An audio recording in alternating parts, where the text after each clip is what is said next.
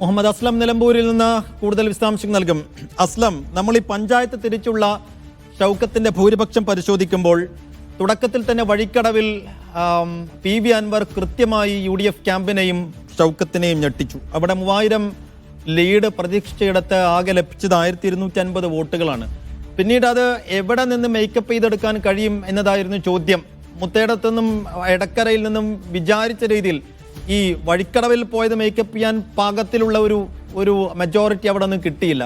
പക്ഷെ അപ്രതീക്ഷിതമായി അത് ലഭിക്കുന്നത് നിലമ്പൂർ മുനിസിപ്പാലിറ്റിയിൽ നിന്നാണ്. അതെങ്ങനെ സാധ്യമായി എന്നാണ് ഈ സമയം അസ്ലം വിചാരിക്കുന്നത്? അത് ആര്യാടൻ ഷൗക്കത്തിനുള്ള ഒരു ഗ്രൗണ്ട് സപ്പോർട്ടായി കരുതുന്നുണ്ടോ, അതോ നിലമ്പൂരിൽ മാത്രമായി എടുത്ത എന്തെങ്കിലും ഗ്രൗണ്ട് വർക്കിന്റെ റിസൾട്ടാണോ? എങ്ങനെയാണ് ആ ഒരു ഫലത്തെ കോൺഗ്രസ് കാണുന്നത്?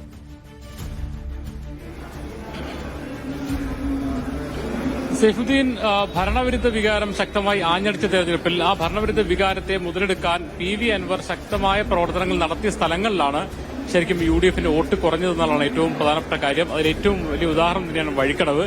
വഴിക്കടവിൽ 3000-ലധികം വോട്ടിന്റെ, കുറഞ്ഞത് 3000 വോട്ടിന്റെങ്കിലും ഭൂരിപക്ഷം പ്രതീക്ഷിച്ചെടുത്ത് 1829 വോട്ടിന്റെ ഭൂരിപക്ഷമാണ് ലഭിച്ചത്.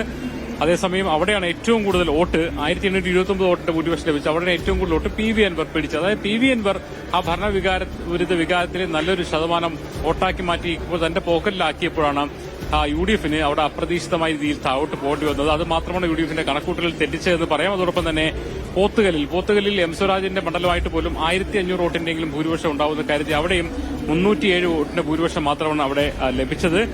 അതേസമയം നിലമ്പൂർ മുനിസിപ്പാലിറ്റിയുടെ പ്രത്യേകത എന്ന് പറയുന്നത് അൻവർ ഫാക്ടർ പൊതുവെ പ്രകടമല്ലാതിരുന്ന ഒരു സ്ഥലമാണ്. നമ്മൾ ആ തെരഞ്ഞെടുപ്പിൽ അന്ന് തന്നെ പറഞ്ഞൊരു കാര്യമാണ്. LDFും UDFും തമ്മിലുള്ള നേരിട്ടുള്ള ഫൈറ്റായി മാറി. സ്വാഭാവികമായിട്ടും ആ ഭരണവിരുദ്ധ വികാരത്തിന്റെ പൂർണ്ണമായും അത് മുതലെടുക്കാൻ കോൺഗ്രസിന് കഴിഞ്ഞു, UDFന് കഴിഞ്ഞു. അതുകൊണ്ട് തന്നെ 4000-ഓളം വോട്ടെന്ന് പറയുന്ന വലിയ ഭൂരിപക്ഷത്തിലേക്ക് 2000 വോട്ടിന്റെ ഒരു മേൽക്കൈ നേടുമെന്നാണ് അവർ കരുതിയിരുന്നത്. അങ്ങനെ ഇരിക്കുമ്പോൾ തന്നെ LDFന്റെ ഭരിക്കുന്ന, അതോടൊപ്പം LDFന് വലിയ അടിത്തറയുള്ള സ്ഥലത്ത്, മാത്രമല്ല നഗര വോട്ടുകൾ കേന്ദ്രീകരിച്ച് യുവാക്കളുടെ വോട്ടുകളൊക്കെ ഉള്ള സാഹചര്യത്തിൽ M സ്വരാജ് അതിൽ ഒരു ഭാഗം കയ്യിലെടുക്കുമെന്ന് അല്ലെങ്കിൽ പോക്കറ്റിലാക്കുമെന്ന് കരുതിയിരുന്നു. അതുകൊണ്ട് തന്നെ അവിടെ 2000 ഭൂരിപക്ഷം പറയുമ്പോൾ പോലും അത്ര വിശ്വാസം UDFന് ഇല്ലായിരുന്നു. അവിടെയാണ് 3967 വോട്ടിന്റെ ഭൂരിപക്ഷം ലഭിച്ചത്.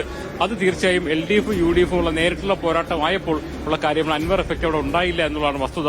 അത് മാറ്റി നിർത്തി കഴിഞ്ഞാൽ അമരമ്പലത്ത് പക്ഷേ LDF ലീഡിലേക്ക് പോകുന്ന കരുതിയ സ്ഥലത്ത് 704 വോട്ടിന്റെ ലീഡ് നേടാൻ UDFന് കഴിഞ്ഞു. കരളായി ആണെങ്കിൽ ഒരു 1000, അവിടെ 500 വോട്ടിന്റെ അവിടെയും പിന്നോട്ട് പോകാൻ സാധ്യതയുണ്ട് എന്ന് കരുതിയ സ്ഥലം തന്നെയാണ്. അതേസമയം അവിടെ ചെറിയൊരു അളവിൽ 118 വോട്ടിന്റെ ഭൂരിപക്ഷത്തിൽ മാത്രമാണ് LDFന് ജയിക്കാൻ കഴിയുമെന്ന് പറഞ്ഞാൽ ഏറെക്കുറെ വിചാരിച്ചിടത്തൊക്കെ വന്നു. ഒരു വഴിക്കടവാണ് വലിയ പ്രശ്നമായി മാറിയത്. അതോടൊപ്പം തന്നെ പോത്തുകല്ലും പ്രതീക്ഷത്ര വോട്ട് വന്നില്ല. അങ്ങനെയാണെങ്കിൽ 12000 എന്ന് പറയുന്ന അവരുടെ മിനിമം കണക്കിലേക്ക് വരും. അപ്പോൾ പോലും 12000 മുതൽ 20000 വരെ എന്നൊരു ഭൂരിപക്ഷം അവർ കണക്കാക്കിയിരുന്നു.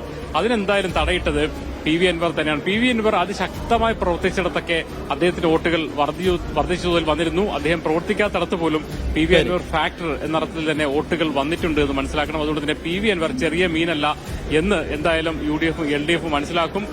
ആ നേരത്തെ ഘട്ടത്തിൽ UDFനോട് അടുപ്പിക്കുന്നില്ല തീരുമാനിച്ചെങ്കിൽ പോലും ഒരുപക്ഷെ നേതാക്കൾ ഇന്നത്തെ വർത്തമാനങ്ങളിലും പ്രതികരണങ്ങളൊക്കെ തന്നെയും എല്ലാ വാതിലുകളും അടഞ്ഞിട്ടില്ല എന്ന് പറയുന്നത് സ്വാഭാവികമായിട്ടും അൻവർ എഫക്റ്റിനെ UDF, കോൺഗ്രസ്, ലീഗ് എല്ലാം